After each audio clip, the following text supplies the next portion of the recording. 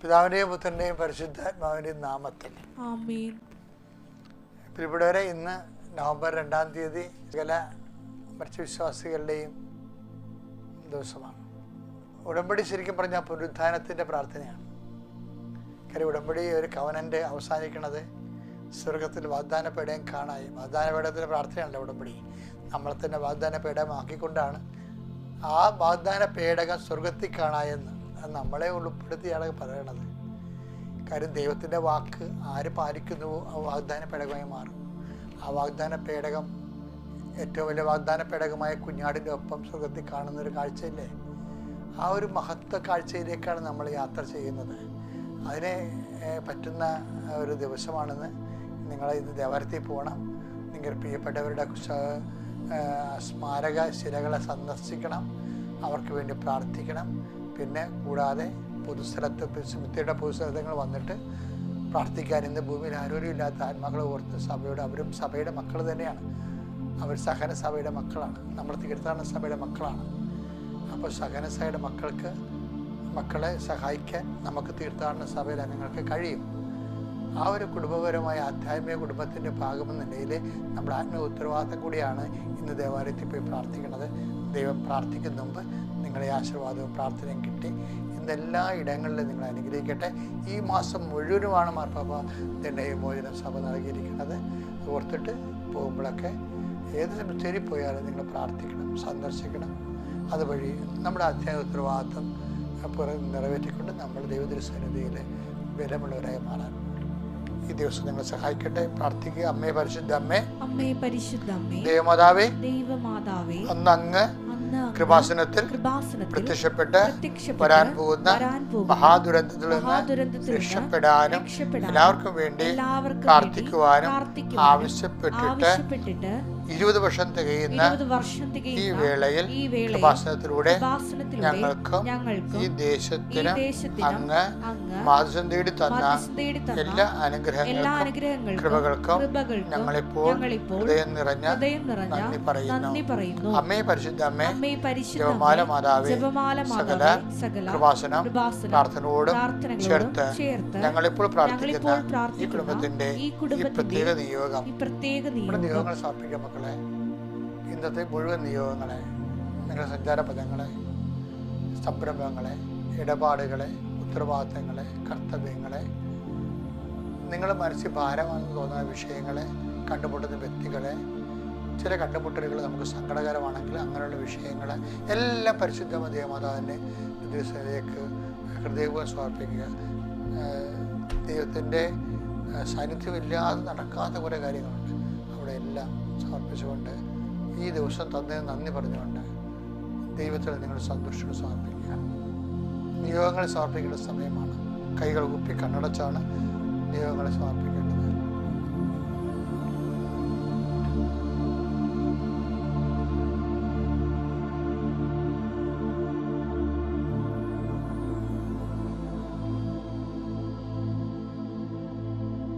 പ്രാർത്ഥിക്കുക. അമ്മയുടെ പ്രത്യക്ഷീകരണത്തിന്റെ ഈ ദ്വാദശ വേളയിൽ ഞങ്ങൾക്ക് സാധിച്ചു തരുവാൻ കനിയണമേ. വിശ്വാസ പ്രമാണം. സർവശക്തനായ പിതാവും ആകാശത്തിന്റെയും ഭൂമിയുടെയും സൃഷ്ടാവുമായ ദൈവത്തിൽ ഞാൻ വിശ്വസിക്കുന്നു. അവിടുത്തെ ഏകപുത്രനും ഞങ്ങളുടെ കർത്താവുമായ ഈശോ മിശിഹായിലും ഞാൻ വിശ്വസിക്കുന്നു. ഈ പുത്രൻ പരിശുദ്ധാത്മാവിനാൽ ഗർഭസ്ഥനായി കന്യകാമറിയത്തിൽ നിന്ന് പിറന്ന് പൊന്തിയോസ് പീലാത്തോസിന്റെ കാലത്ത് പീഡകൾ സഹിച്ച് കുരിശിൽ തറയ്ക്കപ്പെട്ട് മരിച്ച് അടക്കപ്പെട്ട് പാതാളങ്ങളിൽ ഇറങ്ങി മരിച്ചവരുടെ ഇടയിൽ നിന്ന് 3-ാം നാൾ ഉയർത്ത് സ്വർഗത്തിലേക്ക് എഴുന്നള്ളി സർവശക്തിയുള്ള പിതാവായ ദൈവത്തിന്റെ വലതുഭാഗത്തിരിക്കുന്നു. അവിടെ നിന്ന് ജീവിക്കുന്നവരെയും മരിച്ചവരെയും വിധിക്കുവാൻ വരുമെന്നും ഞാൻ വിശ്വസിക്കുന്നു. പരിശുദ്ധാത്മാവിലും ഞാൻ വിശ്വസിക്കുന്നു. വിശുദ്ധ കത്തോലിക്കാ സഭയിലും പുണ്യവാന്മാരുടെ ഐക്യത്തിലും പാപങ്ങളുടെ മോചനത്തിലും ശരീരത്തിന്റെ ഉയർപ്പിലും നിത്യമായ ജീവിതത്തിലും ഞാൻ വിശ്വസിക്കുന്നു. ആമേൻ. സുഖസ്ഥനായ ഞങ്ങളുടെ പിതാവേ, അങ്ങയുടെ നാമം പൂജിതമാകണമേ. അങ്ങയുടെ രാജ്യം വരണമേ. അങ്ങയുടെ തിരുമനസ് സ്വർഗത്തിലെ പോലെ ഭൂമിയിലും ആകണമേ. അന്നു വേണ്ടുന്ന ആഹാരം ഇന്ന് ഞങ്ങൾക്ക് തരണമേ. ഞങ്ങളോട് തെറ്റ് ചെയ്യുന്നവരോട് ഞങ്ങൾ ക്ഷമിക്കുന്നത് പോലെ ഞങ്ങളുടെ തെറ്റുകൾ ഞങ്ങളോടും ക്ഷമിക്കണമേ. ഞങ്ങളെ പ്രലോഭനത്തിൽ ഉൾപ്പെടുത്തരുതേ, തിന്മയിൽ ഞങ്ങൾ രക്ഷിക്കണമേ. ആമേൻ. നന്മ നിറഞ്ഞ മറിയമേ, സ്വസ്തി. കർത്താവ് അങ്ങയുടെ കൂടെ സ്ത്രീകളിൽ അങ്ങ് അനുഗ്രഹിക്കപ്പെട്ടവളാകുന്നു. അങ്ങയുടെ ഉദരത്തിൻ ഫലമായി ഈശോ അനുഗ്രഹിക്കപ്പെട്ടവനാകുന്നു. പരിശുദ്ധ മറിയമേ, തമ്പുരാന്റെ അമ്മേ, പാപികളായ ഞങ്ങൾക്ക് വേണ്ടി ഇപ്പോഴും ഞങ്ങളുടെ മരണസമയത്തും തമ്പുരാനോട് അപേക്ഷിക്കണമേ. ആമേൻ. എൻ്റെ പ്രിയപ്പെട്ടവരെ, നമ്മൾ ഇന്നത്തെ അന്ന് വേണ്ട ആഹാരം എന്നാണ് ഈ പ്രാർത്ഥനയുടെ അനുദിന അനുഗ്രഹം, അവർ ഡെയിലി ബ്രെഡ്, അതിൻ്റെ പ്രാർത്ഥനയുടെ പേര്. എന്നാൽ ഇന്ന് ആവശ്യമായ ശക്തി, ഇന്ന് ആവശ്യമായ ദൈവത്തിൻ്റെ സന്ധിപ്പ്, ഇന്ന് ആവശ്യമായ അനുഗ്രഹം, അതാണ് നമ്മളെ പരിശുദ്ധം നമുക്ക് നൽകണത്. ഇത് ഇന്ന് നിങ്ങൾ ഇടപെടുന്ന ഓരോ വിഷയങ്ങളും, ചില ഡേറ്റുകൾ ചിലർക്ക് വലിയ പ്രധാനപ്പെട്ട ദിവസങ്ങൾ, ചിലപ്പോൾ ഒരു യാത്ര തുടങ്ങുന്ന ദിവസമാകാം ഇന്ന്, ചിലപ്പോൾ നിങ്ങളൊരു കച്ചവടം ചെയ്യുന്ന ദിവസമാകാം, ചിലപ്പോൾ ഇന്ന് മറ്റൊരു കുടുംബപരമായ ബന്ധങ്ങളുടെ പേരിലുണ്ടാകുന്ന സ്വാഭാവികമായ യാത്രയുടെ ദിവസമാകാം, ചിലപ്പോൾ പരീക്ഷയ്ക്കുള്ള യാത്ര ഉണ്ടാകാം. അപ്പം അങ്ങനെ എല്ലാ വിഷയങ്ങളും ഇപ്പോൾ കർത്താവിൻ്റെ തിരുസേനയിൽ സമർപ്പിക്കുന്നു. കർത്താവെ, അങ്ങയുടെ മക്കൾക്ക് വേണ്ടി ഞാൻ പ്രാർത്ഥിക്കുന്നു. ഈശോ നിൻ്റെ വിശുദ്ധ പൗരോഹിത്യത്തെ നീ മഹത്വപ്പെടുത്തുന്ന കർത്താവെ, സഭയിലുള്ള സാന്നിധ്യം നീ പ്രകടമാക്കണമേ. അമ്മേ, കൃപാസ്ഥാനത്താറെ ജീവനോടെ പ്രത്യക്ഷപ്പെട്ട പരിശുദ്ധ അമ്മയുടെ മാധ്യസ്ഥതയിൽ യേശുനാമത്തിൽ പ്രാർത്ഥിക്കുന്നു. അപ്പ, സ്വർഗീയപ്പ, യേശുനാമത്തിൽ പ്രാർത്ഥിക്കുമ്പോൾ അങ്ങയുടെ വലതുകരം അങ്ങയുടെ മക്കളുടെ മേൽ നീട്ടണമെന്ന് പ്രാർത്ഥിക്കുന്നു. അപ്പോസ്തലന്മാരെപ്പോലെ പ്രാർത്ഥിക്കുന്നു. അപ്പ, രോഗികളുണ്ട് അപ്പ, അവർ സ്പർശിക്കണമേ. മരുന്ന് കഴിച്ചിട്ട് മാറാത്ത രോഗങ്ങൾ, കുടുംബത്തിൽ സമാധാനം ഇല്ലാത്തവരെ, കർത്താവ് ഇറങ്ങിപ്പോയി കഴിഞ്ഞാൽ തിരിച്ചു വരുന്നവരെ, ചിലപ്പോൾ മദ്യപിച്ച് ഭക്ഷണം ഉണ്ടാക്കാൻ വേണ്ടി തിരിച്ചു വരുന്നവരുണ്ടാകും. അങ്ങനെയുള്ള മാരകമായ ഭ്രാന്തന്മാർ കുടുംബങ്ങളിലുണ്ടാകും. അവർക്ക് മാനസാന്തരം ഉണ്ടാകാനും, കുടുംബത്തിലുള്ളവർ ആ കുടുംബത്തിലുള്ള വ്യക്തികളെ കൊണ്ട് തന്നെ അസമാധാനം അനുഭവിക്കുന്ന പരശതം ആൾക്കാരുണ്ട്. ദൈവമേ, മാനസിക അവർ കുടുംബത്തിലെ പുറത്തുള്ളവർക്കെല്ലാം നല്ല ആളായി നിൽക്കുകയും കുടുംബത്തിൽ കയറി വരുമ്പോൾ കുടുംബത്തിലുള്ളവർക്ക് ശാപമായി മാറുകയും ചെയ്യുന്ന ജന്മങ്ങളുണ്ട്. ഇങ്ങനെ എല്ലാ മേഖലകളിലും സങ്കടപ്പെട്ട് അടുക്കളയിൽ വീഴുന്ന അറിയാത്ത കണ്ണുനീരുകളുണ്ട്. ഇതെല്ലാം ഇപ്പോഴും മാതാവേ അമ്മയുടെ മധ്യസ്ഥ ഏൽപ്പിക്കുന്നു. അവർക്കെല്ലാം ശക്തി കൊടുക്കണം, തലമുടി കൊഴിഞ്ഞു പോണ ഉൾപ്പെടെയുള്ള ആന്തരികമായ ഭാരത്താൽ വിഷമിക്കുന്നവരുണ്ട്.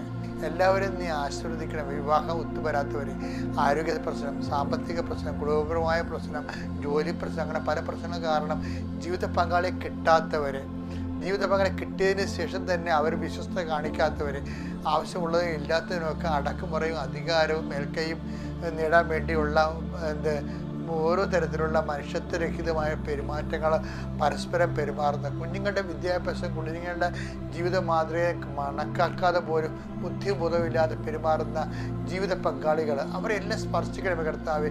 ദൈവത്തിൻ്റെ കരുണ മരണത്തെ കുടുംബത്തിലേക്ക് മാടി വിളിക്കുന്നവരുണ്ട്. അങ്ങനെയുള്ള എല്ലാ സാഹചര്യങ്ങളെയും അങ്ങനെ ഇരുട്ടുകയറിയ കുടുംബങ്ങളെ അങ്ങ് ഏറ്റെടുക്കണമെന്ന് പ്രാർത്ഥിക്കുന്നു. ദൈവത്തിൻ്റെ കരുണ നിൻ്റെയൊക്കെ ആവശ്യിക്കട്ടെ. എൻ്റെ കർത്താവിന് ഉന്നതമായ നാമത്തിൽ, സഭയുടെ അധികാരത്തിൽ, കുരിശിൻ്റെ അടയാളത്തിൽ, ദൈവശക്തിയാൽ നീ സംരക്ഷിക്കപ്പെടട്ടെ.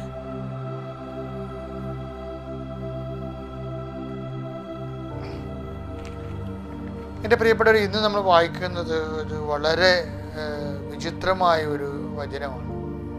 എന്ന് വെച്ചാൽ ചിലർക്കൊക്കെ ഒരു ധാരണയുണ്ട് എങ്ങനെ തോന്നിവാസം കൊണ്ട് ജീവിക്കാം, അതിനവസാനം ഒന്ന് മാനസാന്തരപ്പെട്ടാൽ മതി, അപ്പം സ്വർഗരാജ്യം തട്ടിയെടുക്കാവുന്നു. അപ്പം ഞാനവിടെ പറയും നിങ്ങൾ ഞൊട്ടേണ്ടി വരും എന്ന് പറയും.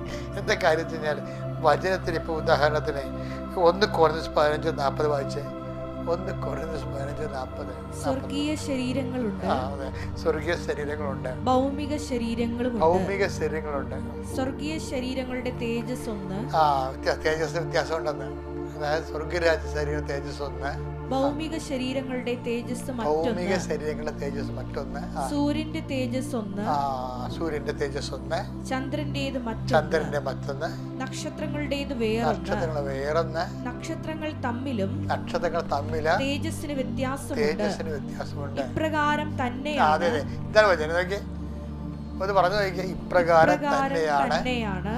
മരിച്ചവരുടെ പുനരുദ്ധാനവും നോക്കിയ പുനരുദ്ധാനത്തിന് നമുക്ക് ലഭിക്കുന്ന തേജസ്സിന് വ്യത്യാസം ഉണ്ടെന്നാണ് പറയുന്നത്.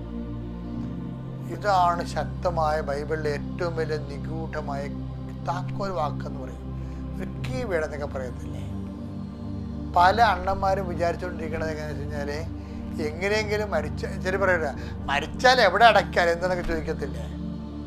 മരിച്ചാൽ എവിടെ അടയ്ക്കാൽ എന്തെന്ന് ചോദിച്ചു കഴിഞ്ഞാൽ പൂച്ചയെക്കുറിച്ച് നമുക്ക് അങ്ങനെ പറയാം, പട്ടിയെക്കുറിച്ച് പറയാം. ചത്താൽ എവിടെ അടയ്ക്കാൽ അങ്ങനെ പട്ടിയും പൂച്ചയും ഒക്കെ ആയിട്ട് ജീവിക്കുന്ന ആൾക്കാരെ സംബന്ധിച്ച പ്രശ്നമില്ല. പക്ഷെ ഒരു വിശ്വാസം സംബന്ധിച്ചിടത്തോളം മരിച്ചാൽ കർത്താവിൻ്റെ ആലയത്തിൻ്റെ അരികിൽ തന്നെ അടക്കണം. എന്തിനാണ്? നമ്മുടെ പ്രാർത്ഥനയ്ക്ക് ഒരു വല്ല പാളിച്ചയും വന്നു പോയിട്ടുണ്ടെങ്കിൽ കർത്താവിൻ്റെ ജനങ്ങൾ, വിശ്വാസികൾ നമ്മുടെ കുഴുക്കിൽ വന്ന് പ്രാർത്ഥിക്കുമ്പോൾ നമുക്ക് അനുഗ്രഹം കിട്ടും. അതാണ് എൻ്റെ വ്യത്യാസം. അപ്പം അതുപോലെ തന്നെ നിങ്ങളിങ്ങനെയുള്ള പൊട്ടൽ വർത്തമാനങ്ങൾ ആരെങ്കിലും പറയുമ്പോൾ അവന്മാരുടെ കൂടെ കേട്ട് ഏറാമുളരുത്, പണി കിട്ടും. എന്താ കാര്യം? നിങ്ങളും അവനെപ്പോലെ ലോകത്താനാണെന്ന് ദൈവത്തിന് ബ്രാൻഡഡ് ആകത്തില്ലേ. ഭയത്തോടെ വേണം ഇങ്ങനെയുള്ള ആൾക്കാരോട് ഇടപെടാൻ വേണ്ടി. ഞാൻ പറഞ്ഞു വരുന്നതിൻ്റെ കാരണം, നമ്മൾ ചിലർ ഈശോ പറഞ്ഞ എന്താണ്, ചിലർ സൂര്യനുണ്ട്, ചിലർ ചന്ദ്രനുണ്ട്, ചിലർ നക്ഷത്രങ്ങളുണ്ട് എന്ന് പറയും. നക്ഷത്രങ്ങൾ തമ്മിൽ പോലും കൃപയ്ക്ക് വ്യത്യാസമുണ്ട്. നമ്മൾ ഒരു വ്യക്തി ആർജിക്കുന്ന കൃപ ഈ ഭൂമിയിൽ എന്താണ്? അവൻ്റെ നാമത്തിൽ വിശ്വസിക്കുന്നവർക്കെല്ലാം കൃപയ്ക്ക് മേൽകൃപ. വിശ്വാസ ജീവിതത്തിൽ നമുക്ക് ലഭിക്കുന്നത് മേൽകൃപയാണ്, ഗ്രേസ് അപ്പോൺ ഗ്രേസ്. ഈ കൃപ ആർജിക്കുന്ന അനുസരിച്ച് ചിലർ കൃപയുടെ സൂര്യനായി മാറും. കാര്യം അവരത്ര കണ്ട് ദൈവത്തെ കണ്ട് ആനന്ദിക്കാനുള്ള അവരുടെ അനുഭവശേഷി വർദ്ധിക്കും. ഇപ്പം കണ്ണിന് കാഴ്ച ഉണ്ടെന്ന് പറയാണ്. ചിലർക്ക് കണ്ണ് കാണാൻ പാടില്ല, ചിലർക്ക് അന്തിക്കുരുടാണ്, ചിലർക്ക് മാത്രമേ വ്യക്തമായിട്ട് കാണാൻ പറ്റത്തുള്ളൂ. ഇതുപോലെ തന്നെ ദൈവത്തിൻ്റെ തിരുസന്നിധി വരുമ്പോഴും കണ്ണിൻ്റെ ലെൻസിനുണ്ടാകുന്ന ഈ ഡിഫറൻസ് പോലെ തന്നെ നമ്മുടെ ആത്മാവിന് ദൈവത്തെ അനുഭവിക്കുന്നതിനുള്ള കഴിവുണ്ട്. അത് കഴിവാണ് ദൈവമക്കൾ, അതായത് അവൻ്റെ നാമത്തെ വിശ്വസിക്കുന്നവർക്കെല്ലാം ദൈവ മക്കളാകാനുള്ള കഴിവ് നൽകിയെന്നാണ്. അപ്പോൾ ഈ കഴിവ് ഡിഫർ ചെയ്യും. ചിലർക്ക് സൂര്യൻ്റെ കൃപയുള്ളവർക്ക്, നല്ല കൃപയുള്ളവർക്ക് സൂര്യൻ്റെ കൃപയുള്ളവർക്ക് സൂര്യകൃപ, മറ്റവർക്ക് ചന്ദ്രനെ പോലെ അതിനൊക്കെ കുറഞ്ഞവരും ഉണ്ട്. അപ്പോൾ വെച്ച് കഴിഞ്ഞാൽ നിങ്ങൾ ഓർക്കും ഞാൻ ഇത്രയും ദൈവത്തിൻ്റെ സന്നിധിയിലും സഹിച്ചില്ലേ, ഞാൻ ഒത്തിരി പ്രാർത്ഥിച്ചില്ലേ, എന്നിട്ട് പ്രാർത്ഥിക്കാത്തവരാണല്ല ഈ ഭൂമി രക്ഷപ്പെട്ടത്. ചിലപ്പോൾ രക്ഷപ്പെടും, ചിലപ്പോൾ ദൈവത്തെ വിശ്വസിക്കാതെ രക്ഷപ്പെടും. അത് നമ്മുടെ സബ്ജക്റ്റ് അല്ല. നമ്മുടെ സബ്ജക്റ്റ് എന്താണ്? യേശുക്രിസ്തുവിൻ്റെ മുമ്പിലെ മഹത്വപൂർണമായ ഒരു കാലം നമ്മൾ ചെലവഴിക്കാൻ വേണ്ടി, നിത്യതയിൽ കർത്താവിനെ അവകാശവും ഓഹരിയാക്കാൻ വേണ്ടിയാണ് നമ്മുടെ ലക്ഷ്യം. അതുകൊണ്ട് മറ്റുള്ളവരുടെ ലക്ഷ്യം നമുക്കില്ല. അപ്പം അതുകൊണ്ട് പ്രാർത്ഥിക്കാത്തവർ ഈ ഭൂമിയിൽ നമുക്കറിയാം, ദൈവം നമ്മളെ സൃഷ്ടിച്ചു കഴിഞ്ഞാൽ കീറിയ തമ്പുരാൻ എരയും തരുമെന്ന് പറഞ്ഞ പോലെ മറ്റുള്ളവർ ജോലി കിട്ടില്ലേ, അവർക്ക് ഏണ്ടായി പോയില്ലേ, അവർ പറമ്പ് കിട്ടില്ലേ, ഞാൻ ഉടമ്പടി എടുത്തില്ലേ, എനിക്കെന്തുകൊണ്ട് താമസിക്കണം. ദൈവത്തോട് തട്ടുപിടിക്കാൻ പോകരുത്. എന്താ കാര്യം വെച്ച് കഴിഞ്ഞാൽ ദൈവം നിന്റെ ഭൗതിക നേട്ടങ്ങൾക്ക് വേണ്ടി മാത്രമല്ല ഉത്ഥാനം ചെയ്തത്, ക്രൂശിക്കപ്പെട്ടത്, ഉത്ഥാനം ചെയ്തത് എന്തിനാണ്?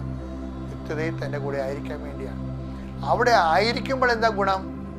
ഏറ്റവും കൂടുതൽ ഈശോ എന്താ പറഞ്ഞത്? എൻ്റെ നീതിമാൻ 13:41 മത്തായിയുടെ സുവിശേഷം, എൻ്റെ നീതിമാൻ എൻ്റെ പിതാവിൻ്റെ രാജ്യത്തിൽ സൂര്യനെ പോലെ ശോഭിക്കും. കർത്താവിന് സൂര്യനെ മാത്രമേ റെഫർ ചെയ്യുന്നുള്ളൂ. ബാക്കിയുള്ളവരെല്ലാം പുറത്തു പോകുമെന്ന് വിചാരിച്ചപ്പോൾ പത്രോസ് കർത്താവ് പൗലോസിന് കൊടുത്തൊരു നോട്ടാണ്. മറ്റുള്ളവർക്ക് കുഴപ്പം വരത്തില്ല, പക്ഷെ അവർ ചന്ദ്രനെ പോലെയാവും. ചന്ദ്രനെ പോലെയാവും എന്ന് വെച്ച് കഴിഞ്ഞാൽ പ്രകാശം കുറവായിരിക്കും. പിന്നെയും കൃപ കുറഞ്ഞിട്ടുള്ളവർ സൂര്യൻ നക്ഷത്രങ്ങളെ പോലെയാവും. പിന്നെയും കൃപ കുറഞ്ഞിട്ടുള്ളവർ ചത്ത നക്ഷത്രങ്ങളെ പോലെ കരിക്കട്ടയായിട്ടിരിക്കും. അപ്പം ആർജിത കൃപ പ്രശ്നമാണ്. നിങ്ങൾക്ക് എന്തെങ്കിലും ദൈവത്തിരുസന്നിധി എപ്പോഴും ഞാൻ പറയണത് നമ്മുടെ കേട്ട പ്രാർത്ഥനകളല്ല നമ്മൾ സംരക്ഷിക്കാൻ പോണത്. നമ്മുടെ കേൾക്കാത്ത പ്രാർത്ഥനകളാണ് നമ്മുടെ ഭാവിയുടെ വാഗ്ദാനം എന്ന് പറയുന്നത്. എന്ന് വെച്ചാൽ നമുക്കത് കിട്ടിയിട്ടില്ല, പക്ഷേ എന്നിട്ട് സ്റ്റിൽ നമ്മൾ വലിയ ദൈവത്തെ വിശ്വസിക്കുന്നു. അപ്പോൾ ആ വിശ്വാസം ഒരു കൃപാപരമായ വിശ്വാസമായി മാറുകയും നമ്മുടെ ആത്മാവ് ദൈവാത്മാവിനെ ശക്തിയിൽ ദൈവത്തെ കണ്ട് ആനന്ദിക്കാനും ആസ്വദിക്കാനും അങ്ങനെ നിത്യവിശുദ്ധരും ആയി ജീവിക്കാനും ബൈബിളിൽ വിഭാവനം ചെയ്യുന്ന വെളിപാടിൻ്റെ പുസ്തകത്തിന് നിത്യ തേജസ്സിന് പങ്കാളികളായി മാറാൻ ദൈവം അനുഗ്രഹിക്കട്ടെ. അതിനുവേണ്ടി ജീവിക്കാൻ വേണ്ടി പരിശ്രമിക്കുക. അതുകൊണ്ട് നഷ്ടങ്ങൾ നമുക്ക് ഒരു നഷ്ടമല്ല. എന്താ കാര്യം? നമുക്ക് ലഭിക്കാനിരിക്കുന്ന മഹത്വത്തെക്കുറിച്ച് ഓർക്കുമ്പോൾ ഇന്നത്തെ കഷ്ടതകൾ തുലോ നിസ്സാരമാണ്.